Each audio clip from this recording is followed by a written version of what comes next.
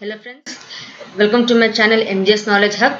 We are doing the revision of chapter 3, the protection of information systems of ISCA paper, CF and old syllabus.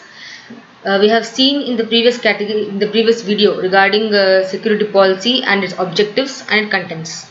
I request you to once go back to the video if you have not seen it, so that you can get the pace and catch up with this current video. In today's video, we are going to see information system controls, impact of technology on internal controls, and even the classification of the controls. So without much delay, let's get started. We all know that the information is the valuable asset for any organization, right? So every organization strives to protect that information which is kept present in their systems. So what is meant by this information system control? It can be defined as policies, procedures, practices and enterprise structure that are designed to provide reasonable assurance that what is the assurance they are going to give by having these controls in place, that the business objective will be achieved and undesired events are prevented, detected and corrected. Why we actually keep these controls in place? So that we can avoid the loss, or we can avoid the expenditure that we are going to face because of the leakage of data or loss of or computer being abused. So these effects can be prevented in a timely manner if we have a correct control in the system. Therefore, information system controls are defined as policies, procedures and practices and in the enterprise structure that are designed to provide reasonable assurance that the business objective will be achieved and undesired events shall be prevented and detected and corrected. So what are the few exposures that will be faced if these controls are not designed? You can take examples like omission errors or non-filing of proper information in that. You can even have the errors like misappropriation of data. So these things will be popped up if proper control is not faced. Then why are we not able to properly implement? Means where are the areas that might be overlooked for implementation of these systems is that first, there is lack of control factor. Means the management is not actually aware of what will be the cost if the information systems are at risk. Then there can be an absence of proper controls in the organization, or there may be controls but they are weak general controls, or the implementation of the protection is very complex, or the implementation methodology is not structurized. So these demerits in the organization can lead to several risks and put the information system in jeopardy. Therefore, to avoid that, we will be having a controls in place, and information system controls plays a vital role in that. Then let us see what is the impact of technology on internal controls, because internal controls are the cores we can understand which are kept in the organization for effective functioning. So how is the technology affecting the internal controls? The internal controls in enterprise which has been computerized, it affects in the following way. Though the goal of the system is to have the asset safeguarding and data integrity and confidentiality, the impact of technology on internal controls is of a wide importance. First thing is that there is it is going to affect upon these areas. First thing, competent and trustworthy personnel. Second is segregation of duties. Third is authorization procedure. Fourth is also going to affect the record keeping. Fifth, physical access to assets and records. Sixth, management supervision and review. Seventh, independent checks on performance. Eighth, comparing recorded accountability with assets. And ninth, delegation of authority and responsibility. So these are the wide areas where the technology is impacting in the functioning of the organization. So the first one impacted by the technology is the competent and trustworthy personnel, because the lot of powers, or you can say authorization, is for the IT system is held with the IT developers, and substantial power may be with them, and this may cause errors in the system. Therefore, competent and trustworthy personnel must be appointed so that they can handle the organization data in a very strict manner. And then comes segregation of duties. In the olden days, each transaction is not done by one person. It is split in among various people. One will take the recording, one will take posting. So it was each activity split among various people. But in the computerized technology, the transaction once is generated and is going to complete, everything is done by either a single person or everything happens within one system. Therefore, the segregation of duties become very important in order to have a trail and hold the responsibility of the particular personnel for any errors. Then we can have what are the examples of segregation of duty? Examples are data administration group is different from the data processing. computer software group is different from the application group.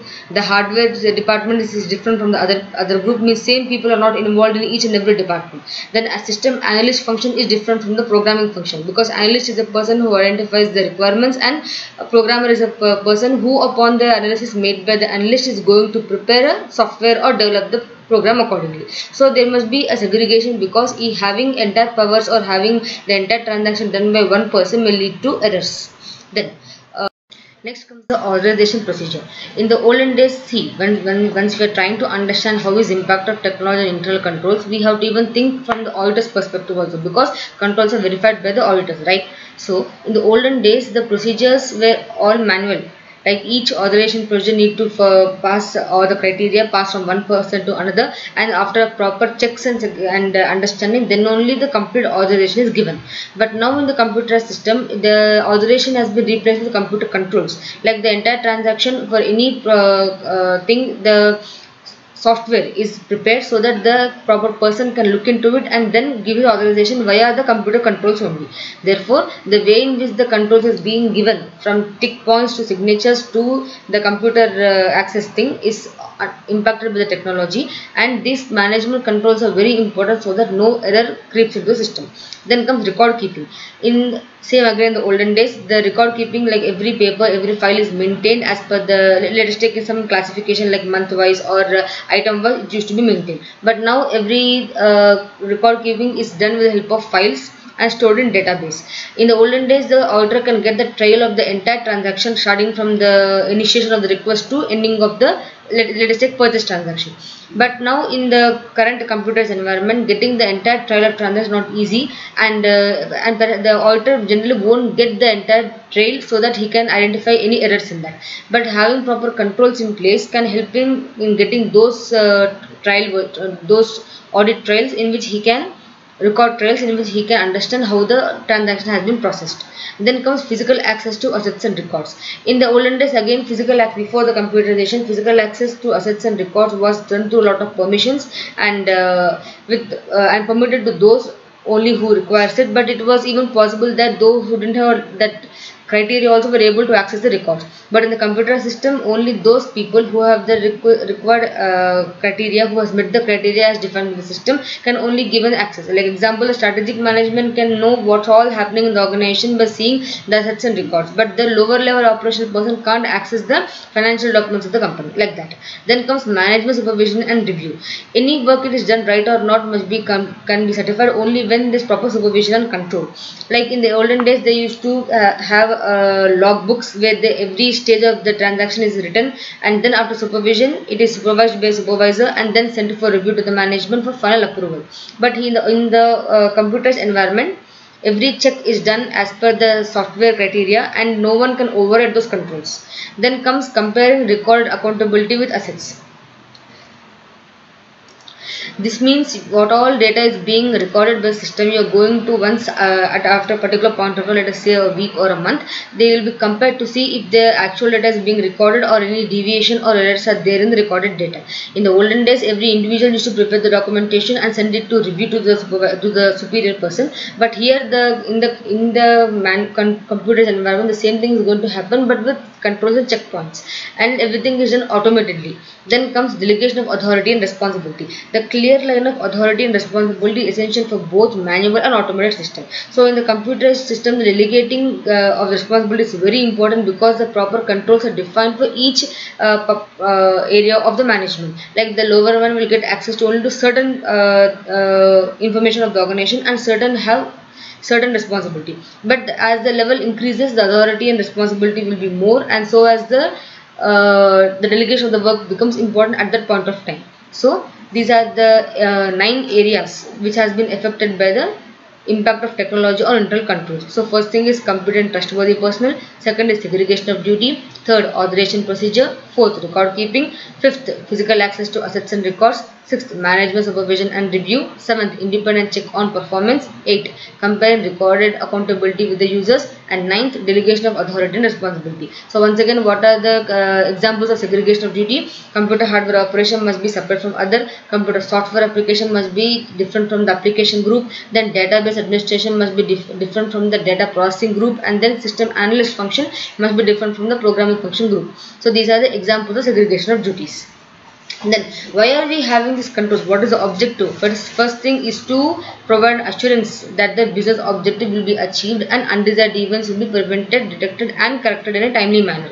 So that is the objective of having these controls in place. It will, what effect it will have? The effect will be to reduce or if possible eliminate all the cause of all the different kind of losses that occur due to the exposure to such lack of controls, right?